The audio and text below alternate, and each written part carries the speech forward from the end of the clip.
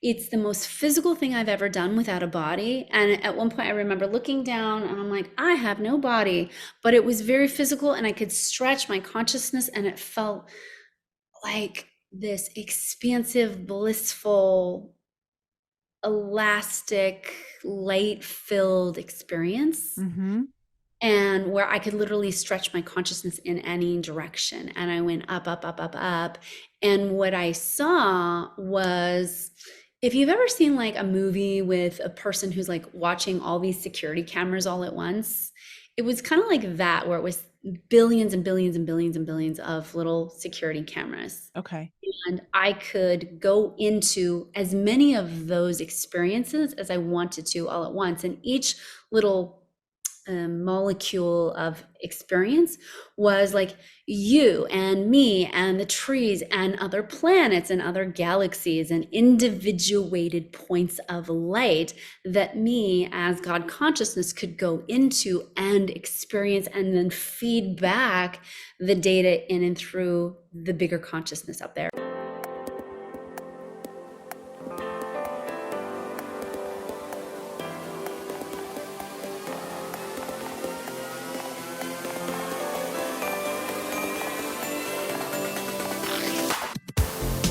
Welcome to the Enlighten Up podcast, where I am going to take you into a deep exploration of what it means to exist in this current reality. We are going to raise your vibes, open your mind, expand your heart, and dive deep into the wondrous mysteries and possibilities of this lifetime. There's been a spiritual catalyst that has set in motion the awakening process of many across the globe to return to the knowingness of self and unite what has been separated. Together, we're going to bring light into that darkness. We're going to remember the joy of living. But most of all, we're going to turn up the volume of our own eternal power and do the thing we're here to do.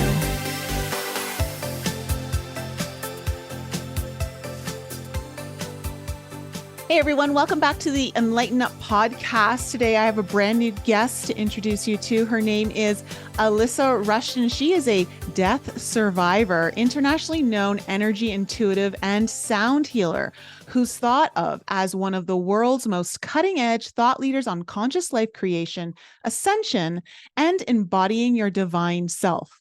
She has inspired thousands of leaders, students, clients, and listeners from all over the globe to step into their true identity as a divine being of light, activate their superpowers, develop a strong and full divine connection, and lead from an entirely new radiation of themselves. Alysa, I am so excited and stoked to have you here on the show today. And I'm in love with your background. I love the holographic look. How are you doing today? Oh my God, I'm so excited to be here. And I love when we got on, I'm like, oh my gosh, our backgrounds, they really flow together. So I'm just so excited for our conversation. It feels like it's going to be powerful already. I know. Well, I'm really excited to listen to more of your story. But before we kind of hit the record button, we got on a bit of a little topic that I think would be great to start off with, bring the audience into, because it's juicy and I know they're going to love it. And you've recently received a download about kind of what's going on planet Earth right now and where we're at energetically. And why don't you share with the audience what you've received? Yeah. So one of the things I talk about a lot is timelines, and that we have access to these timelines personally, but we're at a place where we're really at a choice point collectively in the timelines that we anchor in.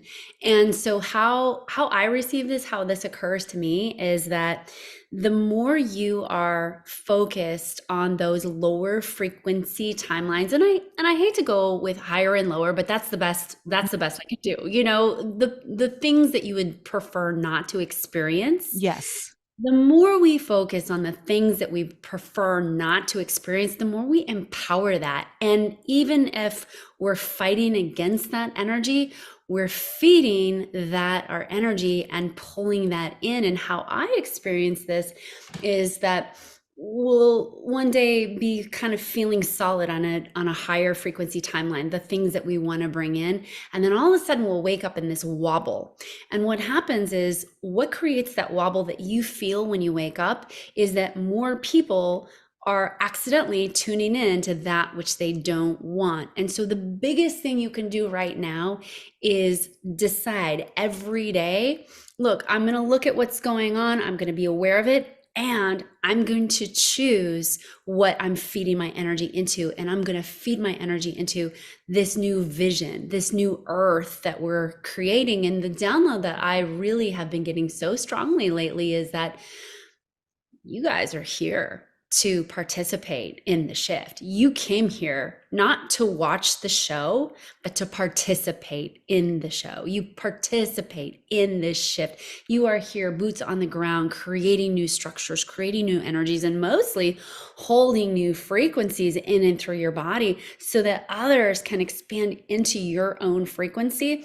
And I always talk about, because I have a history in cell phones, that you're like a cell phone and that your frequency is going to come out around you and people are going to be able to entrain to you.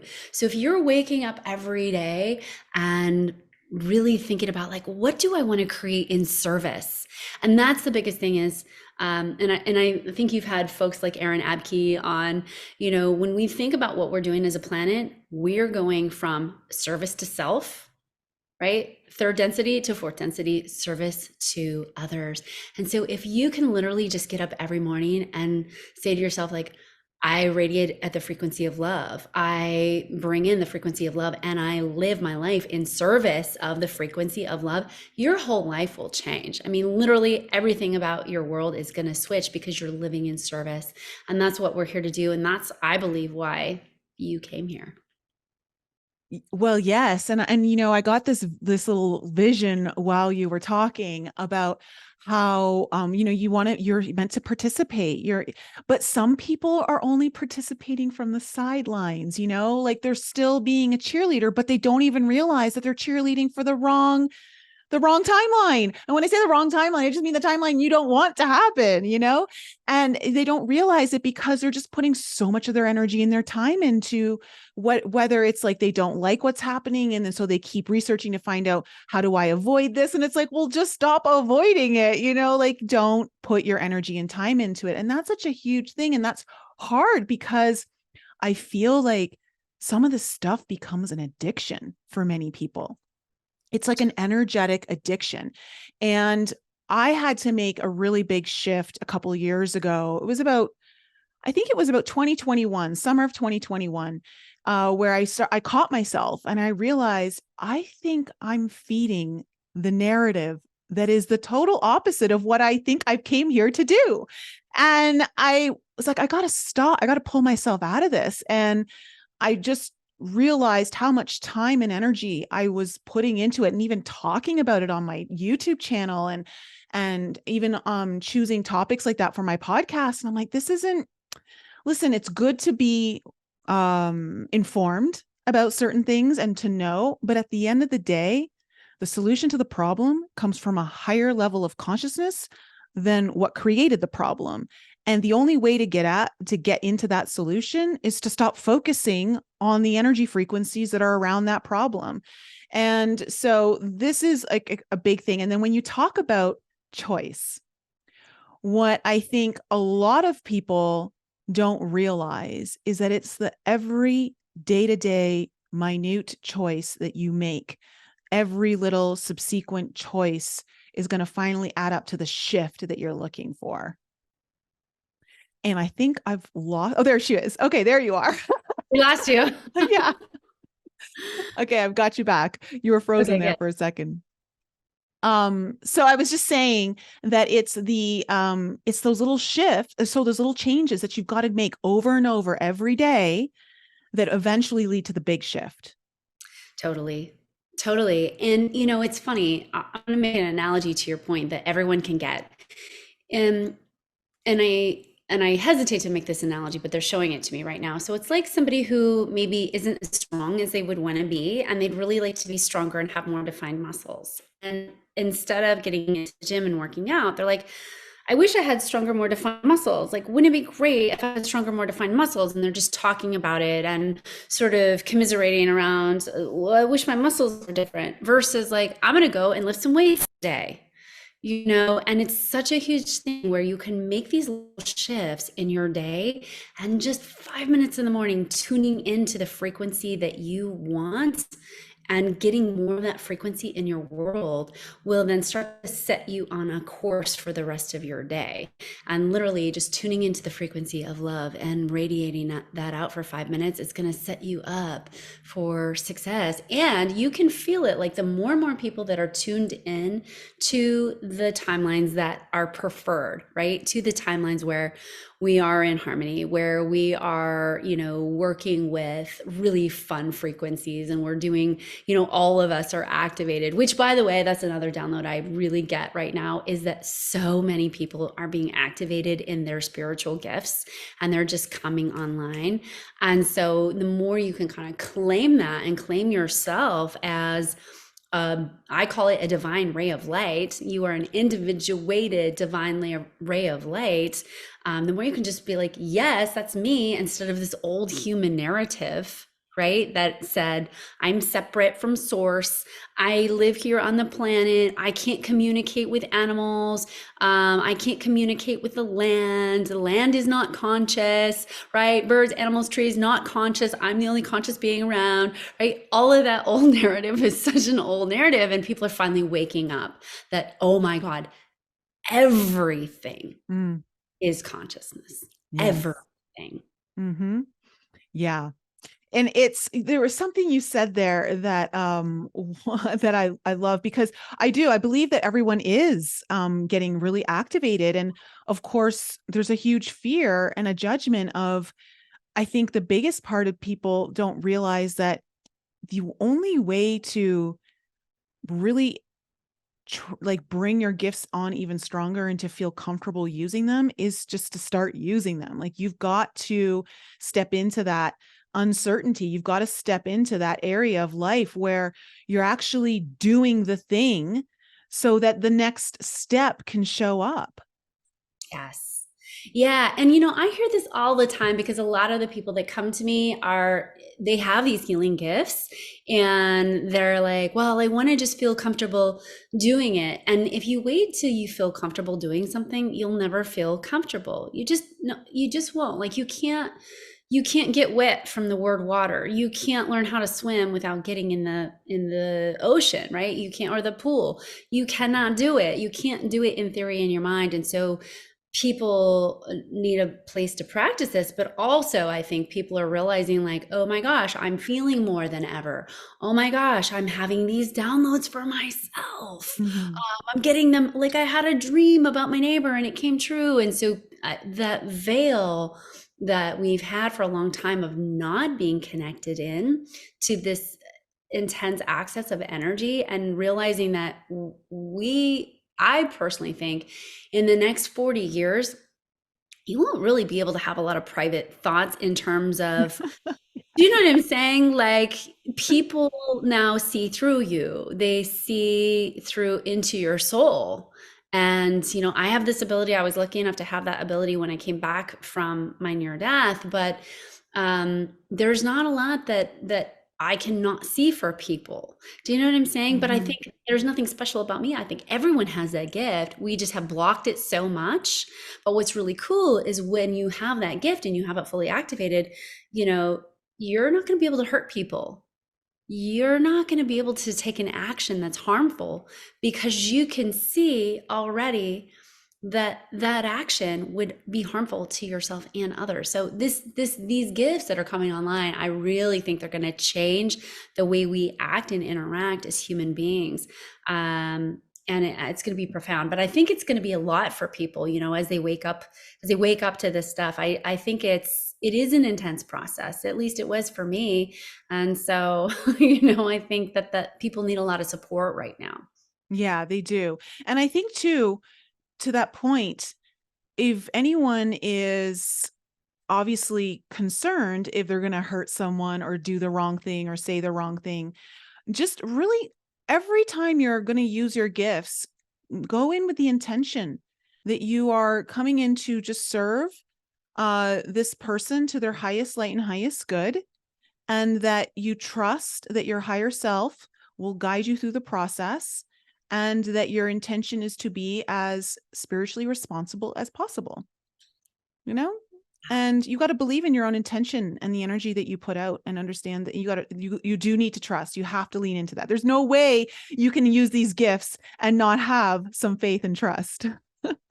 Totally, totally. And I always talk about, imagination trumps information. And so a lot of people are like, well, how do I use these gifts? And how? And ultimately, it does not matter your how. It matters your imagination and you just imagining. And like you said, setting your intention to be of service and to work with high frequency energies and the divine light energies, or whatever kind of energies you like to work with.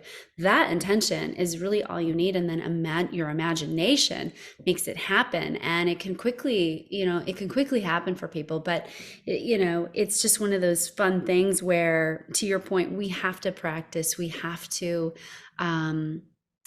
allow ourselves as human beings to get ready to evolve, because we really are in a place of evolution. And it's clear to me, historically speaking, we get to these places where there's a whole section of people that evolve. And I really believe that your audience is here for that. They're Yeah. definitely that. Yeah. So, okay, we got to jump into this, how you got here then, because you've had an incredible journey of health. Usually is one of the catalysts for all of this coming to light, because our body is, I feel, not just our vehicle, but it's our messaging system, right? It's the messenger of all of the information that we're like receiving from spirit and all that. So share with my audience, because you were almost killed by a doctor, by Western medicine, I should say. Yeah, so I think I want to start with piggybacking on something that you just mentioned, which is that health is often a catalyst for awakening. And that is because, to your point, our body is not only our divine vehicle, but it is our messaging system. It's how we intake vibration. And really, that's what we're in the process of doing, is remapping and rewiring how we intake vibration, because we've cut ourselves off as human beings, many of us, from intaking the full frequency of what we have available to. And a classic case in point, when I came back from my near-death experience, which I will talk about in a second, I had all these things that got turned on. I have supersonic hearing. I can hear those weird bug they're like a bug deterrent, and they're sonic, and you should not be able to hear them. I can hear them, I can see them, I can feel them. So from a block away, I can feel like, oh my God, what is going on? And I know now, oh, it's a sonic bug deterrent system, because I spent a lot of time in Arizona and they have a lot of those Oh, there. do they have those? I didn't even know those existed. Okay. Yeah, so I'll be walking through the neighborhood and I'm literally like, I've got to house, it's hurting. So I can hear, see, feel these super high and super low frequencies that I didn't have before. I can see spectrums outside of the normal color spectrum, right? So all that to say that we all have that, and our body, we're part of what we're doing with this, can I say the word, this viral thing that can I talk about? Oh, yeah. Yeah. Talk about Part of whatever you want. part of this, the co that we've Yeah. been dealing with, is it's a huge opportunity to clean up our nervous system, because it's showing us all the places where we have inflammation in our nervous system, and where our nervous system isn't able to deal with the new higher frequencies coming in. So a lot of people that have gotten the COVID are dealing with sort of those long COVID symptoms, except really what you're being called to do is you're being called to clean up your nervous system entirely and clear out all the stuff that blocks your channel, that acts as static in the channel. So all that to say, if you are going through a health crisis, or something that feels like just a dark night of the soul, I can tell you personally, it's here for you. And I also believe you signed up for it. Like, there's a part of me that I realize I signed myself up for a pretty gnarly experience. I mean, I got to tell you, being 240 pounds and needing diapers and a walker to get around, having a PICC line installed in my arm, and being on over 28 different medications, including end of life, um, you know, pain management, was a gnarly experience. It was super painful, super traumatic, and it went on for a long time. Yeah. But So I you weren't always in the state of health that you are today. No, in fact, if you saw a picture of me, you'd go, "Oh my God, is that even you?" I mean, I looked dark in the eyes. My skin was a mess. I was 240 pounds. I'm about 125 on average, normally, but back then I was tipping the scales at 240. I was in so much pain. It felt like all my limbs had been like amputated. It just felt like I was walking around and touching everything on stubs, like such nerve pain. It was Oh, crazy. Yeah. wow. And so what happened to spark this? Did you have your near death experience because of the medicine, or okay, so walk us through that. Yeah. Well, I'm gonna just back up because I think you were gonna ask this question of like what happened to get me so sick. Yeah. Yeah, and I really think this is important for people to understand if they don't understand. We get sick for a variety of reasons, but many of us get sick because it's easier to feel physical pain than it is to feel emotional pain. Mm. And it's just something our body's like, hey, man, I don't want to deal with this emotional stuff, so might as well get sick. Well, also because in the physical world, we just look and like, well, there's a pill for that. Or, maybe I'll just need to take some more supplements for that, or, whatever it might be. And so, yeah, we're always looking to address the physical first, but never the emotional, which is the roots. Totally. And so for me, and by the way, like 20 years ago, no one was trauma informed. We didn't really we had no idea what trauma informed was, right? And so I There's had, been a there's been a purge of trauma information in the last like 2 years, I feel like, on social media. Like, thanks to TikTok, I think it's just like everyone just is like trauma, trauma, trauma, trauma. And totally, probably totally. the event that we had in 2020. Indeed, right? That brought Yeah. it all out. But how cool that people now realize there is a significant connection between illness and trauma. In fact, the ACEs study, I don't know if you or your readers have or listeners have done the ACEs, looked at the ACEs study, but the ACEs study is from Kaiser Permanente. And they took a look at, I think it was 20 years of data. And they realized that there's a huge correlation between early childhood trauma. About 85% of people that encounter early childhood trauma, ranging from significant to slight, Mm-hmm. like I didn't get my toy when I wanted it to, have massive health issues later on. So 85%. 85%. So and I say I didn't get my toy, that's actually not true, but they talk about traumas related to like your parents were this way or that way, and they have Mm-hmm. significant standards for the study. But 85%. So doctors now are finally understanding if you are sick and it's more than like something that's just a momentary thing, like if you have chronic illness of some sort, you're likely dealing with an embedded trauma issue in your tissues, right? The issues live in the tissues, they just do. Yes. And so for me, I had a series of traumatic events that I was raised in a family where the methodology for dealing with trauma was smoke some cigarettes, have a nice glass of Cabernet, and work a little harder. That was the formula. Don't talk about it. For sure, whatever you do, don't talk about it, but have a couple more smokes and have a nice extra glass of wine, and let's do it a little harder at work. And for me, that was a long-term recipe for disaster. And so I worked in corporate America at the time, and I had a fabulous job that I loved, but I could feel like I was starting to not feel so well. And then I got a promotion. It should have been a great thing, except I got promoted out of being a corporate trainer at a Fortune 100 company into what I call the gray cubicle of death. Some of your listeners might be listening right now from inside the gray cubicle of death, right?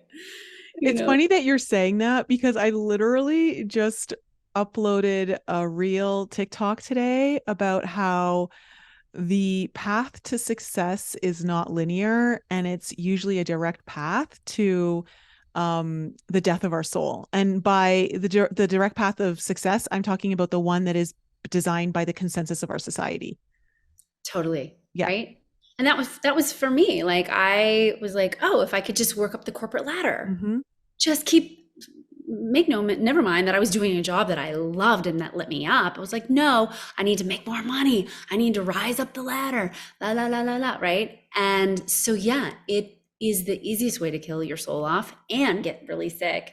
And so I was sitting in this gray cubicle of death and it was just a super stressful environment and I think that stress coupled with I got sick of like the pneumonia, and that just blew up on me. And then ever since that happened, it was like my health just started going downhill and downhill and downhill. And pretty soon, within a year, I was having to leave corporate America. And a doctor diagnosed me. I had multiple doctors diagnose me, but I had diagnoses like MS, Mm. rheumatoid arthritis, chronic fatigue, fibromyalgia, Lyme disease, the sort of Basically, it's just your entire body screaming at you yes, because that's all that is really painful. All of those things are super painful and it's just like very sensitive to touch. Like the body becomes extremely sensitive everywhere. yes, exactly. Exactly. And so I, after digging around from doctor to doctor to doctor, finally landed on this one doctor, and she's like, I can cure you, I can fix you, and this is going to be great. And we just need to stick you on antibiotics. It's basically like almost chemotherapy style antibiotics because it's so strong, it's just going to kill everything in your body. And I did that for 3 years, and I'm not married anymore, but my husband at the time would tell you I was riding the line between life and death for a while. Mm. There was so many incidents of ambulances called and, just near moments of not goodness because I was on so much medication. And the theory was medicate you more. Like, let's put you on more. Let's put you on more. I know. Yeah. The thing that's not really working so great, let's just give you more of it. Yeah. Right. Yeah, let's definitely not clean up your diet or do any of that stuff as a first step. Let's get you on the hard drugs. Yeah. Yeah.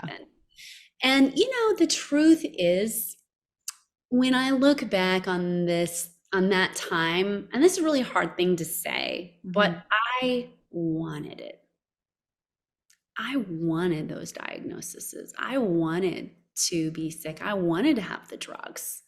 I wanted to have like something, an escape of some kind that was like, it's okay to feel this pain. And like you can also escape from feeling the pain. But there was something in me that I needed it. And it was so strong. I can remember I would just claim these diagnoses and I'd be like, yes, I got another one. It's almost like you were celebrating being the victim. Totally, 100%. Mm-hmm. You A nailed lot it. of people do that. Yeah. Yeah. Yes. And it's really hard. And I talk about this a lot.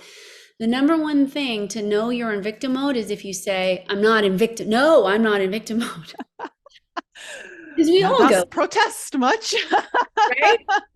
We all go into victim mode. I mean, Yeah. even now after my near-death experience, I have days where I catch myself and I'm like, oh gosh, I'm in victim mode right now. And the thing of it is that what I've found working with thousands of people is what we what's the word I'm looking for? It starts with a D. Defend. What we defend and get defensive against is usually the number one thing that we're here to heal. Yeah. And I can remember I had someone tell me, she's like, do you realize that within 5 minutes of meeting you, you tell everyone your sob story and how sick you are? And You identify it with it. So it becomes who your total identity. totally. And it hit me so hard. And I was wrecked after she said this because she was basically saying, like, what a victim you are and how, like, do you realize who you're being? And I went home and I was shocked that somebody would say this to me. And then it hit me. Oh my God. I am in victim mode. And I chose to change my life from that because I just knew like I can't go on being this way. And I needed that slap across the face basically to say no more, no more victim mode. That's a really, it's a very empowering shift to make when you do make it. But even I find that I see this, and I wonder if you see it too. And and some of you who are listening right now, you're in my alchemy program, you know who you are, and you know that you do this as well. And I've done it too. I so like I'm part of this club. Okay. But we got to call ourselves out. We'll look at our star chart, look, oh wow, I totally chose the most difficult life, or I really didn't choose the easy one to come into, and it's almost like it's like a badge of honor in some way, but it's also like, what was I thinking? And then you just kind of get trapped, you get caught in this trap of like focusing on how hard everything is for you, right? And so of course, what's going to happen? Everything's going to be so hard for you. Totally. Do you Well, see and that with like your clients and students and all of that?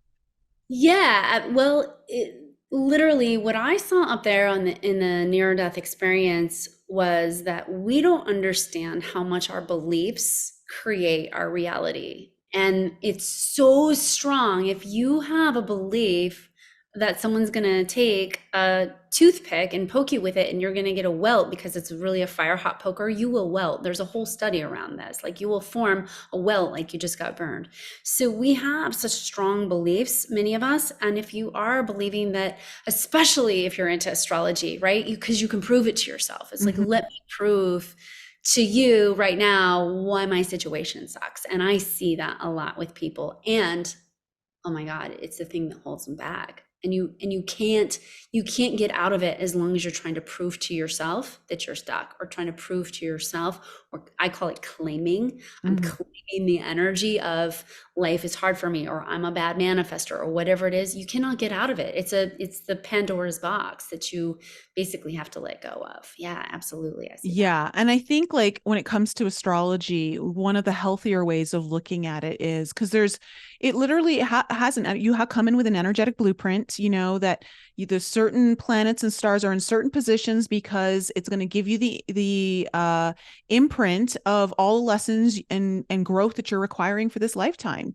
And so when you're looking at your chart to see, okay, let's decode what these lessons are and are there things I keep avoiding? Are there patterns showing up? And like I'm going to be maybe coming up to this part of my chart where these things are going to be happening. How do I navigate that? And can I get ahead of it so that maybe it's not as difficult? Like how do I make this easier on myself? And when I say easier, meaning like start doing the work now. Get ahead of the game. Yeah. Well, and to your point, I think what people forget is that we have these potentials, right? And if I've got to learn a lesson, I can learn it on a very joyful, fun, positive way, or I can learn it in a not so fun, not so positive way. Not to say that I'm not going to learn the lesson. You still have to learn the lesson and do your best to integrate that information into your system. But your vibration, your beliefs, your thoughts, your actions all go into how you're going to experience that very lesson for yourself. And I think what people forget is just because something's in your astrology chart doesn't mean that you can't then do the work and raise your frequency and do some of these practices that allow you to have such a different experience. I mean, I know I can think of one woman in particular, and her lesson is to claim her worth. And she is learning that lesson in a really low frequency way. She's constantly burned out. She's overworking. She lives in unfortunate circumstances. And I can think of another woman who's working on the very same lesson, but seems magically blessed in the fact that she's working on it in a different way, to where she sort of bounces around from fabulous location to fabulous location. And she always has plenty of money in her bank account, but she's still working on that same lesson, just in a different frequency of the lesson. again. And so it's a really interesting thing. But along with that frequency, there's also the belief structure that goes along with it. It's kind of a two-part deal. And this is why I think people sort of suck at the law of attraction, because they think, oh, it's just my frequency. No, it's your frequency coupled with what you believe. Well, beliefs are what create the frequency. So you got to get your beliefs sorted out. And Yeah. it's true. Like, it's not that, the woman you first spoke about is doing it wrong or doing it in a bad way. It's a choice of how you want to experience something. Everything is a choice, and goes right back to the very thing we were talking about at the beginning of, being at this precipice of it's time to really choose. Yes. Yeah. Yeah, it's such a choice point. And I also believe there's no good or bad choice. It's just, what do you prefer to experience? And I do believe that there's going to be people experiencing things that I personally wouldn't want to experience on this planet. And I'm not choosing those things. I'm choosing something different. Mm-hmm. And I think that what's really cool is knowing we have a choice, knowing that in any situation, whether it's a mundane situation or a dire situation, we have that choice. And I can remember, I live in Hawaii, and one day I was swimming with a friend, and we were out in about 50 feet of water. And neither one of us had fins on, and she's a bigger woman. And she looks at me and she's like, Alyssa, I'm having a panic attack. And I could feel her want to climb on top of me. Mm. And I'm like, oh Lordy. And I just was like, all right. And so in that moment, I knew that I had the choice to align with a lower version of that situation, I could see it all happening. It resulted in both of us dying in that water. And I saw also that I had a choice to do what I did, which is I said, listen, we're going to be fine here. I'm going to call in all your angels right now. And I did this whole process, and I got her stabilized. And I said, listen, I'm going to swim you in. All you have to do is sit there and float, and I've got you. And she did perfect. Like she wrote it out. We did the whole angel work and the process and got her calmed down. And I swam her into shore. And then we ate some French fries, so it was you know what? After you panic in the ocean, you need fries, is what I learned. French fries are like my kryptonite. They make everything better. Right? Totally. But that's the thing. We have this choice. And in every moment, even in those life or death situations, you have the choice point. So even if there's some gnarly stuff that comes up in your world, because we are in very intense times, just knowing that you have the ability to align and attune in the moment with something higher is huge. Yes. Yes. Yeah. My audience is likely going to hear about the story before this actually airs. But my girlfriend, who's hosting a retreat with me in 2 weeks, she lives in New Zealand, and she was just literally a couple days ago hit by a car. And she was on her bike, and she got hit by the car. And she should have been in a lot of pain after, but she's been working with reprogramming the mind, going to the subconscious belief systems, doing all this stuff. She's been learning master switch, and it's a lot of stuff that we're going over in the retreat with everyone. And she called me. She's like, oh my God. It was the next day. She called me, let me know like what happened. And she basically wouldn't allow the pain or the belief of the pain to sit in her tissues. Yeah. So she's like, okay, well, I'm totally fine. I'm alive. And she looked at it. She goes, this is an opportunity for me to start doing the work that I've been like learning. And she started doing all this reprogramming with her stuff. And it turned out that she had to calm down the guy who hit her. And he was just like the one that she had to help. And I'm like, of course it's the healer who gets hit and then becomes still the healer in the situation. Right.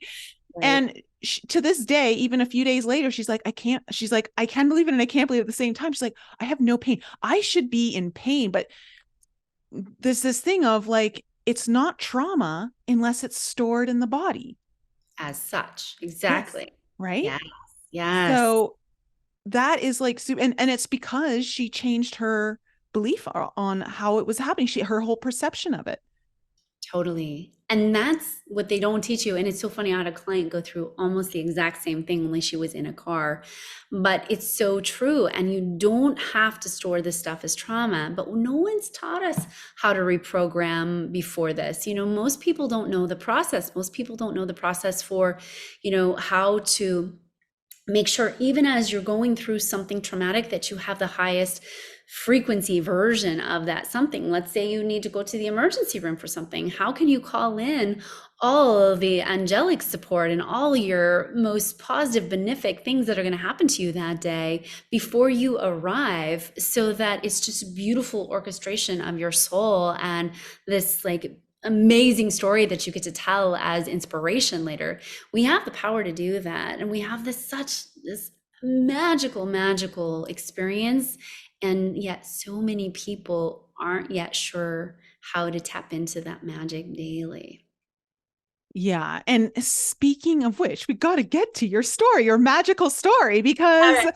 I want to hear all the details. Okay. Okay. So yes. So basically what happened in a nutshell is I was on too much medication, and one day it was too much medication for me because I had had extra pain drugs that day. And I came home from the hospital, as I would daily, because I would go there for infusions and then come home. And I went to bed that night and I didn't feel well. And so I got up, I went to the bathroom, which, by the way, if you're going to die, the potty is a great place to do it. I found out it's perfect. And I did. I went to the bathroom and I sat down on the toilet and I died. Oh my And gosh. On the yeah, porcelain throne? like Elvis. All I'm going to say. I mean, I don't necessarily know that I love that, but I Yeah. love a very convenient place to die because everything happens when you die. So here's what was cool though. It is a portal. And indeed it is. Exactly. I get some of the best downloads on the Oh toilet, my gosh. right? And in the bathroom in general. But so while I was dead, while my physical body was dead on the toilet, I popped out. My spirit popped out completely. Now I bypassed that whole like looking down at my body bit because I was just on so many drugs at the time. And it took, I think, a while for my consciousness to kind of clear that out. And then what happened is once that cleared out, I then got connected up into what I call God consciousness or divine consciousness. That experience was so profound. I often struggle to put it all in words because what it was like, well, first thing was it's the most physical thing I've ever done without a body. And at one point I remember looking down and I'm like, I have no body, but it was very physical and I could stretch my consciousness and it felt like this expansive, blissful, elastic, light filled experience. Mm-hmm. And where I could literally stretch my consciousness in any direction. And I went up, up, up, up, up. And what I saw was, if you've ever seen like a movie with a person who's like watching all these security cameras all at once, it was kind of like that, where it was billions and billions and billions and billions of little security cameras. Okay. And I could go into as many of those experiences as I wanted to all at once. And each little molecule of experience was like you and me and the trees and other planets and other galaxies and individuated points of light that me as God consciousness could go into and experience and then feed back the data in and through the bigger consciousness up there. So it was massive. It was profound. I saw stuff that I don't have names for. I saw amazing, incredible beings of light, all sorts of amazing things. And what I also saw was how our Earth is constructed. So up there, I got huge downloads on sound frequency and light frequency, and how we use both of those to then inform matter and how it comes down into sacred geometry and then starts to inform the body and the physical construct of the earth plane, and how ultimately this is more like a VR game that we're doing. Although it feels very real while we're here, it feels very real. And it's not to say that it's not real, but it is not necessarily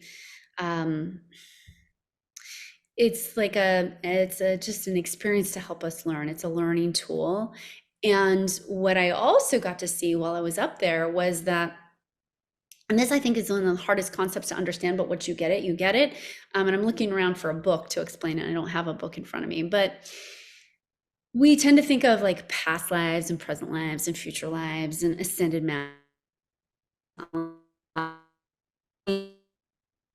at Oh, 1 second.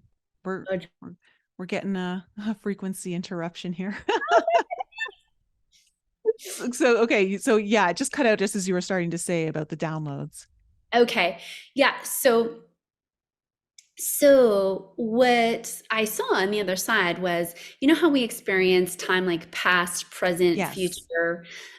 We think about like ascended masters and angels and Pleiadians and Arcturians and Lyrans and all those things is different than us. And really, all that's happening all at once. And it's part of a larger soul group.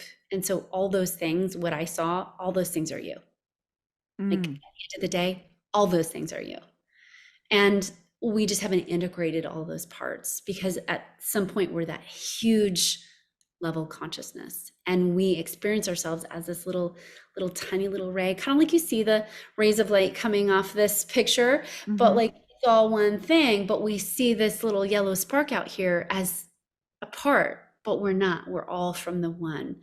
And so it was really cool to see like all this is happening at once, which is really powerful if you get healing, because when you get that we're all one, we're happening all in the now time, when you go and do the healing work on yourself, you actually send out a ripple effect that affects the whole entire quantum field and creates substantial change. And you can literally have a whole different experience of your world because you're literally popping up into a different potential of your world. So it's a really fascinating thing. Okay, Yeah. explain that a little deeper then, because that's really fascinating. So someone starts to begin their healing. Tell Yeah. me how that is affecting the field.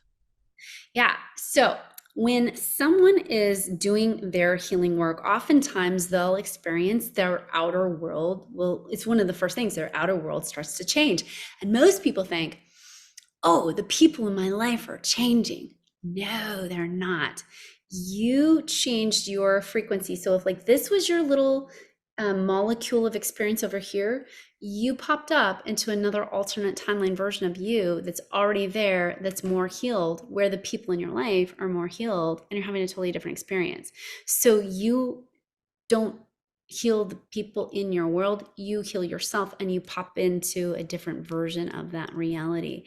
And there's billions and billions and billions and billions and billions of versions of ourselves. And that's, I think, what's hard to understand in the mind. Well, yeah, and it's like you change and your outside world is forced to respond differently to you because you're different, because you're changing your vibration, your belief systems, your motivations, your inspiration, all of that's beginning to change. And so because you are the microcosm of the outside world, you're just a reflection, then it's forced to change. Right. And I would say it differently instead of forced to change.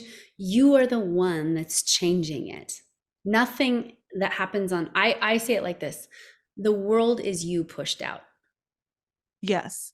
right? Yes. I should The whole say it has to respond differently. Like it yes, has to. because you're putting a different projection now. Yeah, All of your exactly. projections are changing. Yes. Exactly. Yes. And so literally you pop into a different version of a world. You're not in your same world because they all are happening so simultaneously, if that makes any sense. So it's kind of a hard concept for people, but here's also what's cool. When you get that it's all happening all at once, you can then tap into those parts of yourself that are that beautiful Lyran or that ascended master and that ascended master, right? I'm guessing your audience, you for sure have had one or more lifetimes as an ascended master on this planet or others, right? You have mastered certain skills, and many of the people who are here right now to participate and usher in the change are literally here because they have that form of mastery and they're working so much on themselves, and they're here to transmit a higher frequency energy that helps other people and train to that level of mastery holding in whatever ways that you hold it. It might be with your physical body, it might be with your emotional body, it Mhm. might be with your spiritual body, or all three, right? And that's really a thing. So many people here on planet right now actually are bringing through and claiming all parts of themselves, those angelic parts, those shadow parts, right? We're calling it all back, and we're reminding ourselves that we're this multi-dimensional, multi-fractal, beautiful ray of light, and incorporating the allness of us into this physicality, which is really, said differently, it's claiming your divine self in this now time. And as you're saying all that, I keep getting this kind of reminder of like really just even going back to the very beginning, your download, because it's so important. I hope people will really understand this, is that, part of your mastery is to not continuously be the dog that sees the squirrel in this reality, which is all the distractions, of telling you why you want to be entrained in this particular narrative or that narrative, or look what's going on over here and look at all the bad things happening over here and look at that person and what they're causing, all the pain for those people. And, just focus. It's basically like, how the news operates, right? And it's just like, let's just keep putting in more fear, more judgment, anything that's going to distract you from claiming your own mastery, your gifts, everything that you're trying to bring here. And that's why, like, even like you can, I only know this because I just hear it every now and then because I've really tuned out from a lot of it. But I'm like, oh, I can hear the old narrative circulating that they might do like the shutdowns, or they're going to, I hear that narrative coming back in, and I'm like, not bothered by it. Don't care. It's not part of my it's not part of my focus. I have so many bigger things I need to be working on right now. And whether they do or they don't, it doesn't really matter because I'm going to keep doing what I'm doing. So, and I think that's like so important. It's like, okay, so if this happens, so what? What's going to change for you and how you're approaching your own mastery? Right. Because ultimately, everything's here as a teacher for us. Mm-hmm. Every single situation shows us where we're at energetically at all times. I mean, that's just the truth of it. Like, whether you're asked to mask up or not, you're going to be able to see, you're going to be able to meet yourself. So And just, I'm sorry, I'm just getting this vision. It's so funny. Sometimes my guides are really funny in how they like give me visions. Um, I'm seeing like this cartoon like dog sitting in a park in the middle, like a Buddha, okay, meditating, and there's just all these squirrels that are running by, and this dog is just like, not gonna bite, not gonna bite, not gonna bark, not gonna do it. And they just keep running by. And it's like, I'm in my place and I'm in my mastery. right, right. And ultimately, as somebody who's died, the only thing you take with you when you go is your soul lessons. Mm-hmm. You don't take the news with you. You don't take the judgments with you. You don't take the money with you. You don't take the physical stuff with you. And so, if we just know, like, literally, the whole point of this is gaining a level of mastery with the self and your energy system, because the truth is, there's much more to experience than planet Earth. There are, I can tell you, I've seen them myself. There are much more fascinating places to go check out in different vehicles. And in order to drive a faster vehicle, you need to have mastery over yourself. You cannot get a faster vehicle that creates at the speed of light when you don't know how to master your emotions, when you get triggered by every little last thing. And When somebody makes a comment on Instagram and you're like triggered for like half an hour, I'm sorry, there's work to be done. And so if you can just look at your life, like, where are my triggers? Where am I still getting, exacerbated about something? Or where am I still not giving my body what it needs? Where am I still not honoring my physical self? Those are some really basics that many people, they don't necessarily understand that that's really what we're here to do. Yeah, and and the human being is an extremely powerful being because of how deeply we are emotional and feel. But it's also our Achilles heel if we don't know how to recognize that, master it, and allow someone or something, other energies, to manipulate us into the lower vibration of energies that cause us to be a slave to the system, so to speak, right? yes, So it's the way I look at it when you say, you don't get those faster vehicles, it's like Earth is the one of the greatest places to build like a true race car, like, but you don't get to leave with your race car until you've gone yeah, through your mastery here. yes. And to your point, I don't know if you know this or not, but Facebook and Instagram run, it's literally called, you can Google this, it's called the social contagion experiment. And they can change your mood with the feed that they give you that day. And what's really cool is to recognize that, well, maybe they could at one point in time, but now you've developed such a layer of vibrational alignment and clarity that no, there is no changing your mood based on your feed. No, you have a level of emotional mastery where you can hold the frequency of love and being of service no matter what you see. And that's just such a huge thing, but it does take the work. It takes the work of showing up and being that even when things are tough and hard and not as easy as we would like. Yeah, yeah. And so you're now experiencing this like experience of consciousness and seeing into these all these cameras, so to speak, like these little security cameras of everything. What happens next? Well, that's even more interesting because I spent a lot of time doing that, exploring different galaxies and getting downloads about sound frequency and how to heal people on a really quantum level.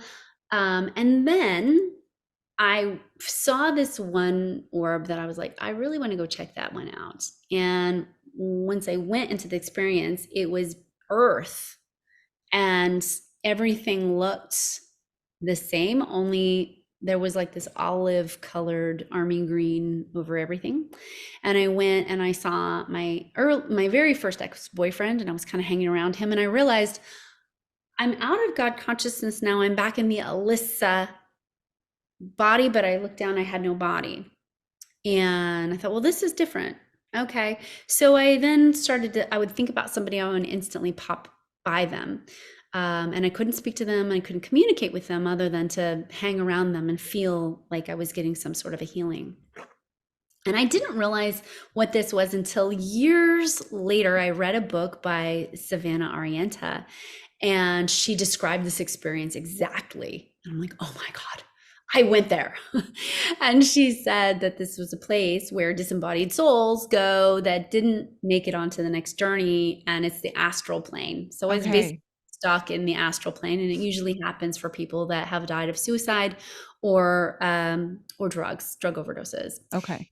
Okay, and or other super traumatic events where they didn't actually make it out of the astral plane. So there I was in the astral plane, although I didn't know it at the time. I was just hanging out, and at some point, a group consciousness came to me, and they said, you can stay here for as long as you want. It'll be very healing for you.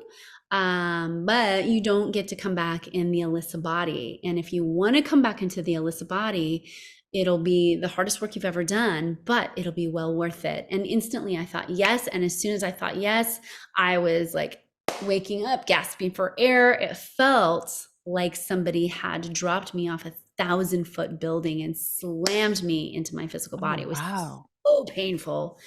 And I think that's what's really important for people to know is that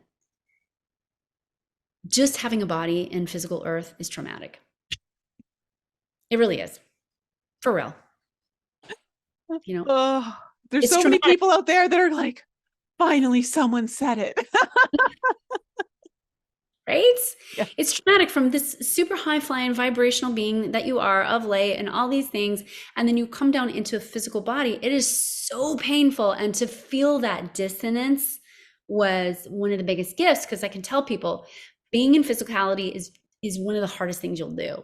It's a super hard school, Hmm. but you're a reason, right? So just knowing that is important, I think. But anyway, so now I'm awake, I'm responding, they've already pumped the first dose of Narcan in me, and the rest is just sort of like mundane details and me, So going. is it your husband that called the paramedics? So he was Yeah, around. Okay. So yeah. Thank the God he was there, and paramedics came. Yeah, pumped me full of Narcan, which blocks all of the narcotic receptors in your brain. So, because I was having an overdose, I was having a massive Western medication overdose. Okay, got you.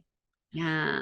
Oh, wow. Okay. So you're now back in your body and like as you're like kind of going through this re kind of adjustment back into this reality and world, and at the same time remembering, did you remember everything like when you came out of it? Did you remember everything you see, or did it come back later in stages, or like how did it work?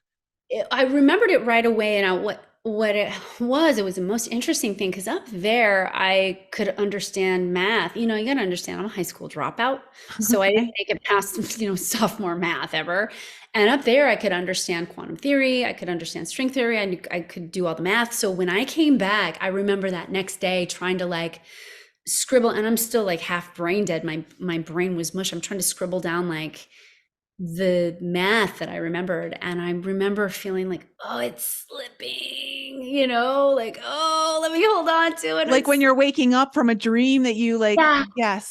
And I Yes. couldn't quite pull it in. And I'm like, oh, so yes, but it was such a huge download that quite frankly, it took me the next 5 years. And you might even say I'm still integrating it, right? To integrate all the frequency, all of the just the information that came through was so profound. And I mean, I'm lucky it didn't blow all my gaskets, but it was such a huge, it was a total reboot. It was a total reset button for me, one which I very much needed. I don't think without it, I would be in the place where I am now. And I also want to say that you don't need that. You don't need to hit the lowest possible point to hit the reboot button. Yeah, no. I had many opportunities to not do that. And I had Mhm. many opportunities to listen to myself and my guidance, and I didn't do it. And so if you are getting those nudges, you can take them early. It's like if Google Maps is telling you get off at this exit, you can do it. You don't have to keep missing your exit. Well, it's I had Jeanette Bureau on my show a little year and a half ago, and she had a near death experience where she saw her soul blueprint, and she saw that she had multiple exit points, but she also saw that there were multiple opportunities where she could have learned the lesson already and moved on to the next one. And so it's choice. Like Totally. we have it designed where, okay, you can choose to learn it now, or maybe 6 months from now, maybe 6 years from now, like who knows, but you're going to choose how quickly you move through this and get to experience the next thing that comes next. Yes. And to your point, we all have multiple exit points. There's nothing special about her. We all have multiple exit points. And at every exit point, and I always say you can't die before it's your time, because you literally have a choice. Mm-hmm. Sometimes it's pre-death, sometimes it's in the death process. If you're not supposed to leave, you will not. You will Yeah. get a chance to come back. Yeah. Yeah, Yeah. which is very, I feel like it's a soothing idea to know that we have so much choice up to and including our exit points. Yeah. This is a free will universe. So we do get to choose a lot of that on as we go. So, and I feel like, I think there are moments too where we get to almost renegotiate some of our contracts depending on some of the work we've done. Absolutely, we do. Just like you can upgrade your guidance system, Mm-hmm. you can upgrade those contracts. There's nothing that says, I mean, look at you can decide to be married to somebody and then decide not to be here on earth. You can absolutely upgrade and renew or rejigger those contracts. Absolutely. Yeah, yeah. So let's talk about you learned 5 quantum lessons on how to heal and live your most purposeful life, like the best life you could live for yourself. What were some of those lessons that you would like to share with the audience? Yeah. So, by the way, I'm going to tell you these lessons, and you might be like, Alysa, that's too simple. And the universe actually works a lot like that. And I'm going to share a frequency code with you guys today, too, if that's okay. But the first quantum lesson is that when you take responsibility for every single thing that's happening in your life will. If you keep going, those people out there are being this way, or that one over there is being this way, nothing will change for you ever. You have to take responsibility. And it's one of the hardest things to do, especially when that person over there is being a jerk. And you're like, that's not me. Yes, that is you. The whole world is you pushed outward. And so once you make that statement, like, I'm taking responsibility for everything that happens in my world, then you can understand the second quantum lesson, which is that at some level, we are in vibrational accord with everything we see, or else we wouldn't be seeing it. Right? So on some level, those things that are really difficult for us to see, it's lurking in our psyche, it's lurking in our coding, it's lurking in our DNA, and we are in vibrational resonance. And part of what we're doing is clearing all that stuff out and dealing with the imprint of trauma that's never been dealt with before by any other generation. We're really the first generation that's like, let me deal with trauma. Let me remove this from my system. Can I, I love that. And I completely agree with you. I want to just kind of go back to the first one really briefly, because, taking accountability and being responsible is so important. And I see this, unfortunately, I see it and I understand it. I have compassion for it. Like some of you guys out there, you chose a very difficult path for this lifetime, like extremely difficult. But there's something that you've also got to realize is that I'm not saying this is the reason for everyone, but this is one of the potential reasons of why you chose such a difficult life. And it's because you haven't been able to fulfill your goals or achievements in other past lives, or you've avoided them, or there wasn't enough time, in a past life, whatever the case may be. And you may have accumulated this in various different lifetimes, where this lifetime you decide, you know what? Because we're at such a critical point for humanity, you decided to come in and you're like, I'm going to learn it all.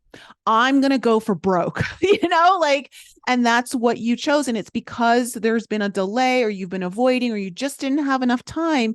But because your soul knew how important this lifetime is, and to be on earth at this time is like, you're like, I'm going to really push through. And I know it's going to be hard, but you wouldn't have designed it this way if there wasn't a part of you that knew you had the capability to get through it. Totally. And I've got to speak to this because I think we're under the impression, many of us, that you pass all the tests in every lifetime, and you don't. You don't. And you just don't. And so, to your point, you've got to come back and do it and do it and do it and do it. And in my experience, both here on this planet in now time and in other realms, if you don't learn the lesson, the more you don't learn the lesson and the more you don't implement that energy that wants to come through, typically the harder the situations are that you have to deal with. Yes. Yes. And I mean, it's like you can defer some things. Yeah. Like, so I think what happens is like you may end a lifetime, right? And you realize, oh, I didn't complete that, or I didn't get enough time to, learn that particular lesson, but I don't know if I'm ready to go through that again. I kind of want to do this one. And you're like, okay, so you can go and do that one, but you're going to have to go back, and you can defer that for a little bit, but there's only so far you can go before you actually are going to need to integrate that one in to begin to go further. Totally. And at the end of the day, what I understand about the nature of reality is that we're here to expand consciousness. Ultimately, like that's what we're doing on a massive galactic scale, is we're expanding consciousness in a universal level. And so if you just think about your experience here on planet Earth. And by the way, I've been through some really nasty traumatic stuff. So I get that, like, we all have been through some trauma, and some more so than others. And it's really hard to say, why would I have chosen that? What's the purpose of that? And ultimately, if you can really just get this one thing, and then I'm going to give you a code. If you can get this one thing, that we're here to install a deep, penetrating frequency of love, no matter what. Some of you came in to choose the lesson. You could call it the Christ consciousness lesson, right? Of choosing the frequency of love, even in the face of total, for lack of better terms, crucifixion, right? Mm-hmm. Even in the face of someone doing the worst thing possible to you. Right? And you came here to choose that frequency. And many of you who are hearing this had that happen to you in your early lives.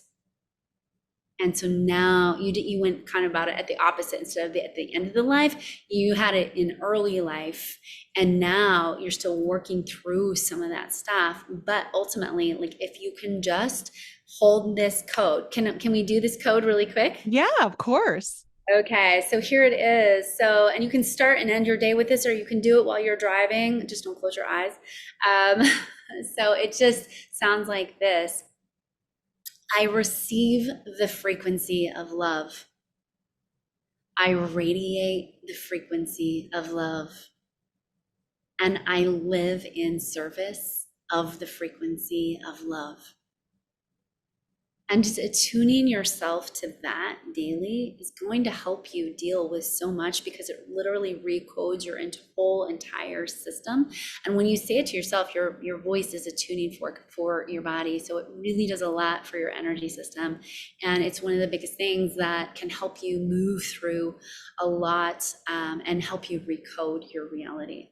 Oh, that's so beautiful. And again, I think sometimes we want to complicate it more than it needs to be, but there's Occam's razor. Like, usually the best solution is the easiest one. And sometimes we got to get out of our own way. We want to complicate it all. And I love that code. I think it's wonderful. And going back to where we started, like, literally, if you are experiencing troubles in your life and, energies are off, or your family is whack and they're not, somebody's misbehaving or whatever, try that on for size. Just every day, start your day with that. Maybe chant it to yourself. Notice what starts to happen, because you're going to start to run such a strong frequency in and through your body that everything around you changes. Your health is going to get better. Your chakras are going to attune themselves, and life's going to feel more magical because you're vibrating at a different frequency. Mm. Learn those lessons at a different potential. Yeah. I love that. And so what is number 3? Gosh, I've lost all my track now. We've gone all over the place. Track of where we I'm are. to blame. I am to blame. That's okay. That's okay. So let me go back. Okay. So number 1 is taking responsibility. Yes. For everything. Yep. Right. What was number 2? So think about the frequency. Yes. Was it? I've lost all track. This happens sometimes when you're going into like all this conversation, and also like, when you're talking about these things, your vibration is going up higher and higher, and like the words almost don't even matter, but obviously they do matter because we're on a podcast right now and I want people to grasp. But we can always, if it comes back to you, we can kind of circle back to it. Let's circle back, because my brain's like, what? I don't even know where I'm at. Yeah. So I guess the last thing that we could talk about really quickly is addiction. Yeah, you wanna end on addiction. Okay, what should we talk about with addiction? Well, I mean, there's various forms of addiction, and there's things of addiction that most people don't even realize they're addicted to or is an addiction. But what is the purpose of addiction from a soul's perspective? That's an interesting question. I don't know that there is a lot of purpose from the soul's perspective in addiction. What I can tell you from a human perspective is that addiction is what happens when you are not able to feel the pain or when the pain's too painful. And so I don't know that there's a lot of like soul purpose to having addiction other than to hopefully work through feeling the uncomfortable feelings. So people that have addiction usually have a lot of embedded genetics in their physical body, that they came into a family pattern with a lot of addiction. And my belief is that you're here to break family patterns. You're here to break old DNA and old trauma. You're here to literally turn on your divine DNA and get out of this old 3D junk DNA programming stuff, right? Mm-hmm. But what that requires us to do is go in and repattern some of this old stuff that's in there, like disease and addiction and all of these things. So the first component of addiction is that you have to be willing to say to yourself, I have these tendencies to want to numb myself out because I have the tendency to not want to feel the emotion, and put yourself in places where you can feel. I love energy work or breath work, especially for that, because you just have to. When you're doing breath work or energy work, you just have to feel the energy. And when you start to process that, in fact, I had somebody just make this comment the other day. They have my Raise Your Vibration toolkit, and they said literally, I literally can't drink and do this meditation at the same time. Like I literally had to stop drinking because I did this meditation. Because what's happening is you're then dealing with your emotions, and you release the need to numb yourself and your body and your emotions, and it just starts to dissipate. But so many people have so much of that trauma and so much of that stuff that they're afraid to go into it. And so it's easier to exercise too much. It's easier to take too many supplements. It's easier to drink or smoke or watch Netflix and chill, or scroll on the phone. And we also, there's a topper on top of it where we live in a time where we've trained our brains into fake dopamine. And so really your brain just wants that dopamine hit. It wants comfort. It wants that feeling. And so we have all these tools in our lives now, like computers, like phones, where if you are struggling with addictions, especially when it comes to electronics, you want to really make a practice of turning off all your alerts, turning off those things that ping your addictiveness, that tap into that. Look, I used to work for the cell phone industry. I know how they literally programmed these devices to be addictive. That was their main intention. So it's really important that people know, like, you're working with devices all day long, that the sole purpose of how they were programmed is to get you addicted. Mm-hmm.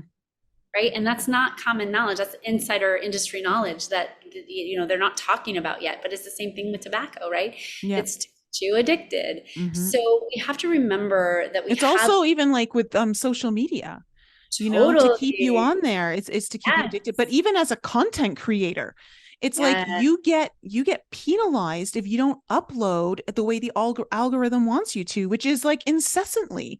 And it's like, I even had a thought today, and I'm realizing, it's because I haven't uploaded in a while. I'm getting penalized, and then they're not putting my stuff out so it can be seen in the same way, because I can see the analytics. I can see how many accounts it's getting shown to, and it's not anywhere near what it would usually be shown.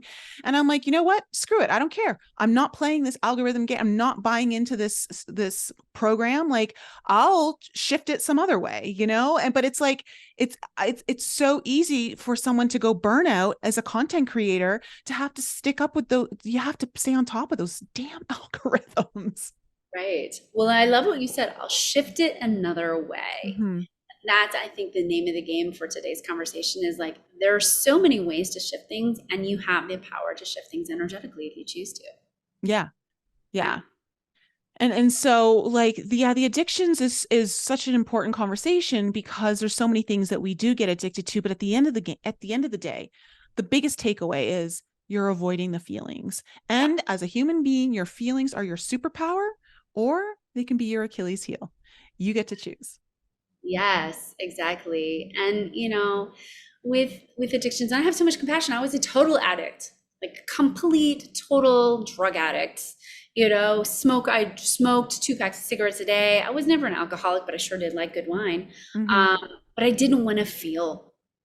And now I would no sooner do that stuff that clogs my channel, because now nothing feels as good as having access, right, to divine connection. Nothing feels as good as having access to source energy and being able to heal and being able to channel frequencies and being able to channel messages and get imagery.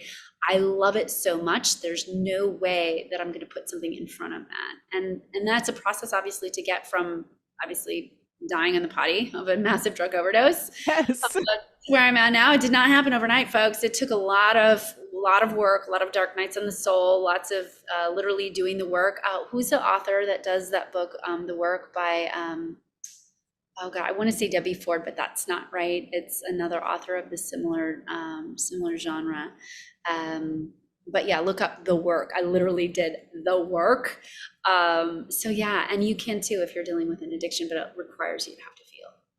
Yeah. And I mean, your story is such a great example of that, and how difficult, like even just you recognizing how painful it was to come back into your body and everything you're going to have to feel again, but at the same time, you are a walking example of the rewards that are available to you when you do start to feel and you do face that, and you choose to learn the lessons now as opposed to pushing them, kicking the can down the road. And eventually, you can do that, but what may happen? You may lose time in this lifetime. None of us know how much time we really have. None of us really know where our last true exit point really is, because there is always a true exit point at some point. And so, kicking the can down the road is only you losing time to experience so many other great things, or choosing to just even experience this lifetime in a completely different way. So it's been such a pleasure having you on the show, Alysa. Like I love this conversation that we've had. Oh my gosh, me too. And I loved what you said. Like, you can choose now to experience life in a different way. And there's such a magical alchemy that happens when you make that choice of, like, I'm not going to let fear hold me back, which most of that's just head trash, anyways. And quite frankly, if you're listening to this, the world needs you. Like, you are an empowered human being. You're here for a reason. And this world needs more light leaders and light workers like you, really stepping up the game and like leading vibrationally and being out there with your gifts and being like, yes, this is normal. Like, we need to normalize being the new human being. It's okay. And guess what? Unlike other lifetimes, no one's going to kill you for it this time. In fact, you're going to get celebrated and people are going to be like, oh, will you help me? Will you please help me? I know. Oh, I need help. If you guys haven't noticed yet, even though, yeah, you're always going to come up against some form of judgment in this world, it's just the world we live in, but that's really just there by design to challenge you of how much more you're going to push forward, right? But ultimately, we are at a very unique time in our lifetime where this is like only going to keep exploding. People are Right. only going to keep waking up. And the opportunity has never been better than now to be in the forefront. Yeah. Yeah. I literally, this happens to me all the time. Like, I have 75-year-old men on my list that are like, I think I'm a light worker. Will you help me? Love it. And people are popping that you would think, no way are they going to pop in this lifetime. Oh, guess what? They're popping in this lifetime, but they need your help. They need you out there showing them this is okay. This is normal. This is like how we do it now. Mm-hmm. And I personally have not received judgment for this at all. It's been quite the contrary. It's been one of the most amazing things. People come to me in droves. They're like, oh my God, can you help? Can help me expand my gifts? Help me access this information. Help me, help me do this. I think it's because you've been so accepting of yourself that you've then created an external reality that is very accepting of you. Yeah. Exactly. Mm-hmm. And by the way, you can do that too. Yep. Yeah. Anyone can do that. Yes. So thank you so much. Please let my audience know if you've got anything going on right now that they can get involved in and where they can find you. Yeah. Well, one of the best things that you can check out is the Raise Your Vibration Toolkit, and it has access to some of my favorite Raise Your Vibration frequencies. We also have the Divine Light Energy Healers Academy. Our fall cohort is opening. I don't know when this episode will air, but we have a fall and a spring cohort, and it's where we teach energy healers and light leaders like you how to activate your super intuitive gifts and your healing powers so that you can be of service to the planet. Amazing. Well, I'll leave all the links for that in the description below. And thank you so much for coming on the show. Oh my gosh, thank you so much for having me. This has been delicious. It's been so delicious. And thank you to my audience, guys. You know I love you so much. Thanks for supporting the podcast. And of course, if this is a special one. Share this with your friends. Share this maybe with your family. But most of all, really absorb all of the wisdom and the knowing that was shared here with you today, because there's no greater time than to seize the opportunities available to you to evolve your soul. Okay. And capitalize on the time you have now to do the work. And the work is rewarding. I promise you, it is so rewarding. You will wish you started sooner. That is a guarantee. So I love you guys. Thanks again for all your support. And if you love this podcast, please share it with your family and friends. And if you haven't left a comment or rating, I would love that. I appreciate it so much. I love you guys, and I'll see you next week. Thanks again for joining me for another show on the Enlighten Up podcast. I love you guys so much for all of your continued support. So remember to raise your vibe, find your tribe, and be open to the infinite possibilities held in the mysteries that surround us all. Thanks again for sharing the show with your family and friends. And if you're new to the show and you need to find out more information about me, please head on over to my website, NicoleFrolick.com, where you can join my newsletter. And please follow me on Instagram, Telegram, and YouTube. Keep your light bright, and I'll see you next week.